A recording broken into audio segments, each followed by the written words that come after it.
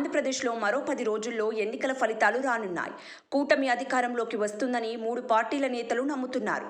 పెరిగిన ఓటింగ్, ప్రభుత్వ వ్యతిరేకత కలిసి వస్తుందని కూటమి నమ్ముతోంది.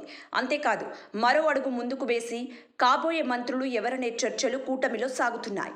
కొత్త మంత్రివర్గం ఇదే అంటూ జాబితాను ప్రకటిస్తున్నారు. కీలకమైన హోంమంత్రి, ఆర్థిక మంత్రి, రెవెన్యూ మంత్రి ఇలా పలు పేర్లు తెరపైకి వస్తున్నాయి. హోంమంత్రి పదవికి వీరే అర్హులు అంటూ వార్తలు వస్తున్నాయి.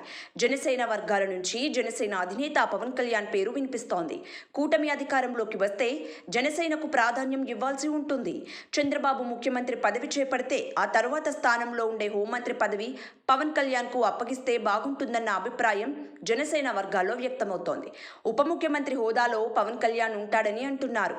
డిప్యూటీ సీఎంగా కీలకమైన హోంమంత్రి పదవి అయితే పవన్ కళ్యాణ్కి కరెక్ట్గా సెట్ అవుతుందని మరికొంతమంది ఫ్యాన్స్ పోస్టులు పెడుతున్నారు.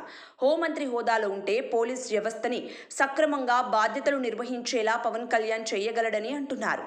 అంతేకాక పవన్ కళ్యాణ్ కనీసం 2 ఏళ్లైనా ముఖ్యమంత్రిగా ఉండాలని అభిమానులు ఆశిస్తున్నారు.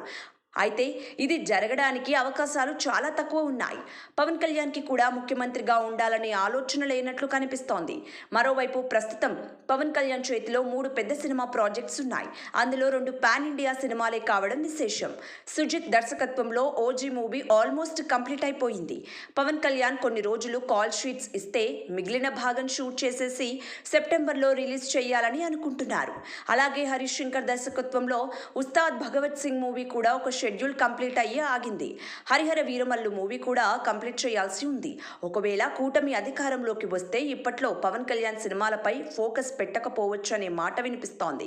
ప్రభుత్వంలో భాగమవుతారు కాబట్టి అడ్మినిస్ట్రేషన్ పరంగా అన్ని విషయాలు తెలుసుకొని తర్వాత ఈ ఏడాది ఆఖరిలో వీలు బట్టి డేట్స్ కేటాయించే ఛాన్స్ ఉంటుందని అంటున్నారు. అయితే పవన్ ముందు సినిమాలు పూర్తి చేసుకొని తర్వాత మళ్ళీ రాజకీయంగా యాక్టివ్ కావాలనే ఓ వర్గం మీడియా అంటోంది. అలాగే కూటమి అధికారంలో వస్తే పవన్ ని దూరంగా ఉంచాలనే రీతిలో కథనాలు సాగిస్తున్నారు. కూటమి అధికారంలోకి వచ్చి పిఠాపురంలో టీడీపీ పవన్ గెలిస్తే ఆయనకు ముఖ్యమైన శాఖ ఇచ్చి మంత్రి పదవి ఇస్తారని జనసేన నేతలు భావిస్తున్నారు. అదే సమయంలో పవన్ కు పెద్ద పదవి ఇవ్వాలని కొన్ని మీడియా ఛానళ్లు డిమాండ్ చేస్తున్నాయి. అధికారంలో భాగం ఇవ్వడం లేక కీలక మంత్రి పదవులు ఇవ్వడాన్ని పక్కన పెట్టి పెద్ద పెద్ద పదవులు అంటే ఏంటో ఆ మీడియా ఛానల్ కథనాలు చూస్తే అర్థమవుతోంది. పవన్ కళ్యాణ్ ను రాష్ట్ర రాజకీయాల్లో ఉండకుండా కేంద్ర రాజకీయాల్లోకి పంపాలని టీడీపీ అనుకూల ఛానళ్లు ప్రయత్నిస్తున్నాయి. పవన్ ఎమ్మెల్యే పదవికి పోటీ చేశారు. గెలిస్తే రాష్ట్ర మంత్రివర్గంలో చోటు దక్కాలి. అయితే ఆయన కేంద్ర మంత్రివర్గంలో చేరుతారని కొన్ని ఛానళ్లు కథనాలు వండివారిస్తున్నాయి. దీన్ని బట్టి చూస్తుంటే రాష్ట్ర రాజకీయాల్లోకి రాకుండా పవన్ ని వదిలించుకోవాలని చూస్తున్నారని చెప్పక తప్పదు.